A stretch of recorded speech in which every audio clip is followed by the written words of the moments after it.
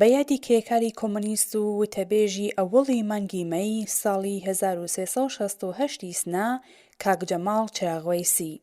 کرێکاران خەڵکی ستەمدیتووی کوردستان و ئێران.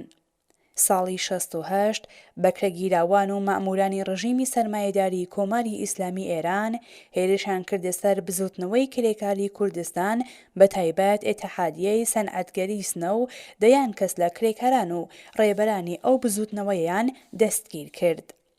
لە بارودۆخێکدا کە خومێنی تازە جامی ژەهرەکەی نووشی بوو بۆ قەرەبووکردنەوەی شکست لە شەڕی ئێرتجاعی ئێران و عێراق و بۆ مانەوەی تەمەنی نەنگینی سەرمایە لە ئێران هێرشی کردە سەر ئەو هەڵسوڕاوە کرێکاریانەی کە خەریکی سازماندان بۆ بردنە بەرەوەی ئامانجە کرێکاریەکەیان بوون. لەو هێرشە جنایەتکارانەیەدا زۆربەی هەڵسوڕاوانی بزوتنەوەی کرێکاری لە سنە و چەند شارێکی تر لەو هێرشە جنایەتکارانەیەدا زۆربەی هەڵسوڕاوانی بزوتنەوەی کرێکاری لە سنە و چەند شارێکی تری کوردستان لەوانە سەقز، مەریوان، بۆکان و بانەیان دەستگیر کرد و یانە مەجبوریان کردن کە لە ماڵ و شوێنی کار و ژیانیان هەڵێن. دەیان کەس لەو کرێکارانەیان بۆ ماوەی چەند ساڵ خستە ژێر وەحشیانەترین ئەشکەنجەکان و کرێکاری کۆمۆنیست و وتەبێژیەکی مانگی مەی 68 سنا هاوڕێی جەماڵ چاغوەیسیان دوای نزیکەی 8 مانگ ئەشکەنجە بە جووخەکانی ئیعدام سپارد. کاک جەماڵ کرێکاری وشیار و کۆمۆنیست لەژێر ئەشکەنجەکانی ڕژیم بوێرانە خۆڕاگری کرد و لەو ماوەیە کە لە زینداندا بوو بە سەربەرزیەوە لە ئامانجە کرێکاری و سۆسیالیستیەکانی شێلگیرانە دیفاعی کرد و لە ڕێگای گەیشتن بە ئامانجی کە لە ناوبردنی سەرمایەداری و دامەزراندنی حکوومەتی کرێکاری بوو قارەمانانە گیانی بەخت کرد. کرێکاران جەماڵ ئەو نەمامەی کە بە خوێنی خۆی ئاودێری کرد بۆ ئێمەی بە یادگار بەجێهێشت و ئێمە دەبێت لەو نەمامە کە ئێستا گەتەی کردووە بە تەواوی هێزمانەوە ئاگاداری بکەین و بیپارێزین. گەشەکردنی ئەو نەمامە لە گرەوی یەکێتی و هاوپشتی کرێکاریدایە. کرێکاران لەو بارودۆخ و هەلومەرجەی ئێستادا ئەم ئەرک و کارە بەڕاوەستان لە بەرامبەر هێرشی گۆپاڵ بەدەستان و مرتەجیعەکانی خانەی کارگەر و شورا ئیسلامیەکانی کار و پاراستنی یەکێتی هاوپشتیمان مەیەسێر دەبێت.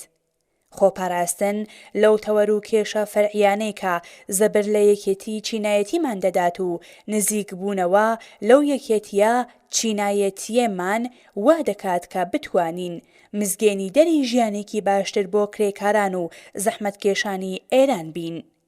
بژی یادی کرێکاری کۆمۆنیست جەماڵ چراغوەیسی.